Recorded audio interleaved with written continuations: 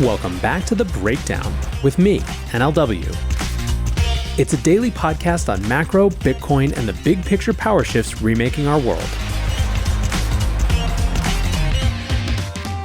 What's going on, guys? It is Sunday, November 19th, and that means it's time for Long Read Sunday.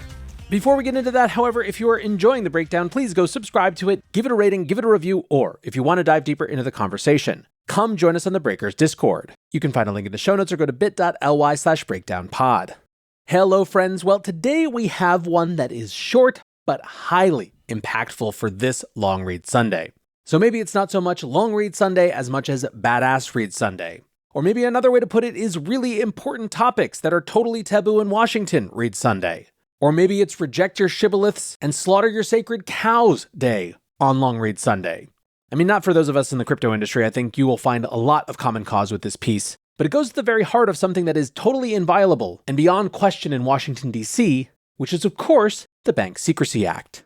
What we are reading is the introductory blog post to a new report from Coin Center called Broad, Ambiguous, or Delegated: Constitutional Infirmities of the Bank Secrecy Act. That is a mouthy title, but Coin Center's position is better summed up by the title of this blog post. It's time to have the conversation. Is the Bank Secrecy Act unconstitutional? Subheader: Beyond the speech and privacy issues, the BSA is a sweeping delegation of law-making power. So let's read the piece by Peter Van Valkenburg from Coin Center, and then we will discuss it. Peter writes, "Today we're publishing another report on the Bank Secrecy Act entitled Broad, Ambiguous, or Delegated: Constitutional Infirmities of the Bank Secrecy Act. In our 2019 report, Electronic Cash, Decentralized Exchange, and the Constitution, we argued that any application of the BSA's surveillance obligations to software developers would violate the First and Fourth Amendment rights of Americans. We reiterated those arguments in our recent comment on the proposed broker rule. This new report, however, looks at the BSA from another constitutional angle: the Supreme Court's current approach towards overbroad laws and the delegation of sweeping powers to the administrative state. As per the title, the report argues that the Bank Secrecy Act is either A, so broad as to criminalize everyday life, B, so ambiguous as to make uncertain its application to millions of Americans, or C, spared from being so broad or so ambiguous by the exercise of legislative authority delegated by Congress to the Treasury Department. Each of these alternative interpretations of the BSA raises substantial constitutional concerns. In the end, we find that it's C, unconstitutionally delegated, but how do we get there and what does that mean? Section: Broad. The BSA allows the Secretary of the Treasury to demand transaction surveillance and reports of personal information from a category of entities defined as financial institutions. Originally, that category primarily consisted of insured banks, but over the years, it has significantly expanded. The statute, however, doesn't set much of a limit to what should and should not fit in the category, and offers sweeping powers for the Secretary to expand the range of obligated persons, as well as to arbitrarily exempt persons from obligations altogether. What that means in practice is that the executive branch, rather than elected members of Congress, has unbounded authority to decide who will and will not be obligated to engage in a mass financial surveillance program. One of the most flexible aspects of the statute that comes up often in the context of crypto is the definition of money transmitter, a subtype of financial institution. That definition includes anyone engaged as a business in the transmission of funds. Based purely on a plain reading of that text, the category can include anyone who moves money, even if it is their own money in the course of their own business. If you pay your employees, you could conceivably be covered. If you get paid for your work, you could be covered as well.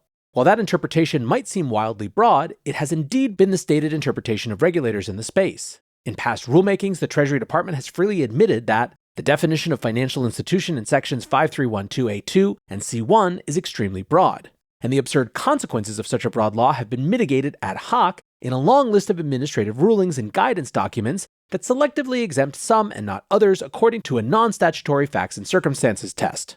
As FinCEN has said in response to regulatory comments, quote, FinCEN agrees that the breadth of the definition of money transmitter proposed in this rulemaking requires limitation to avoid both unnecessary burden and the extension of the Bank Secrecy Act to businesses whose money transmission activities either do not involve significant intermediation or are ancillary to the completion of other transactions.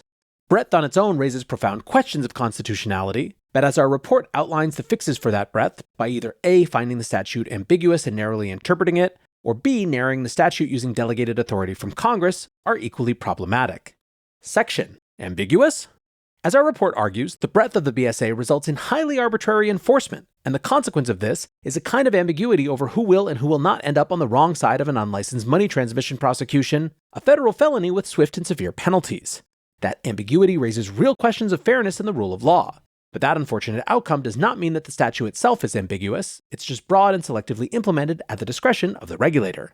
This freedom to interpret and reinterpret the law as best suits the current administration is exactly the kind of administrative discretion that the Supreme Court has recently started limiting using the so-called major questions doctrine and associated limitations on Chevron defense to agency interpretation. In a series of recent cases, the court has seen fit to strike down rules when agencies have, quote, asserted highly consequential power beyond what Congress could reasonably be understood to have granted. Our report looks at the BSA in light of Chevron, the major questions doctrine, and also in light of the preferred modes of statutory interpretation favored by the current justices. While there are reasons to hope for a finding that the agency has vastly outstripped its authority, we don't believe that to be clearly the case. Our analysis of the BSA leads to a somewhat different conclusion. The law is broad, and Congress likely intended it to be so.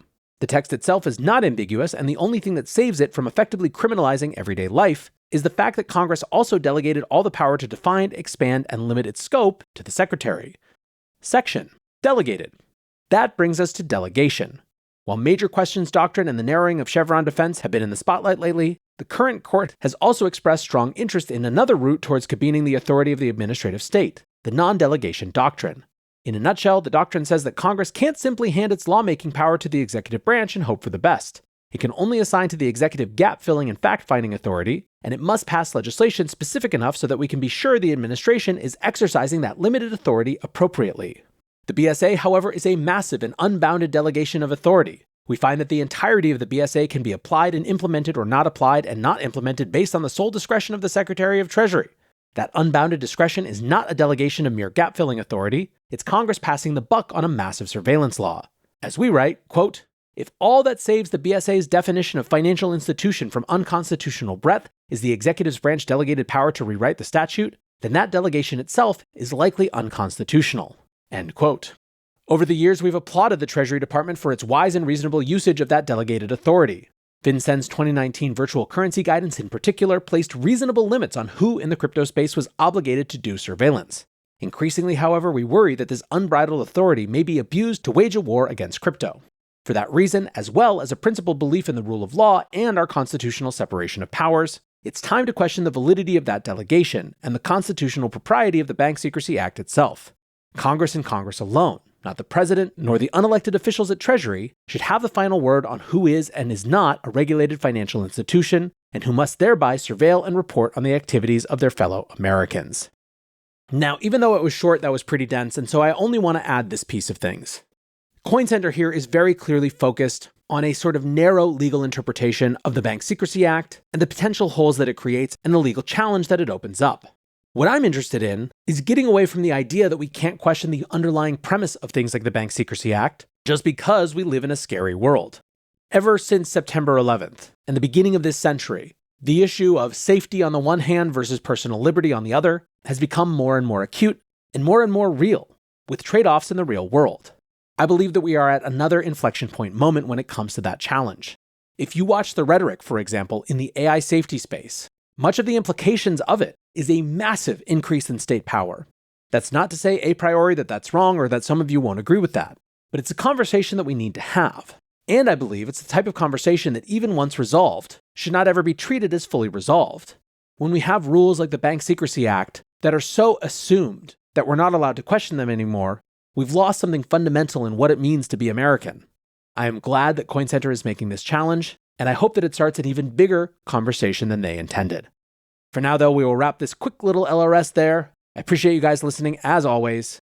Until next time, be safe and take care of each other. Peace.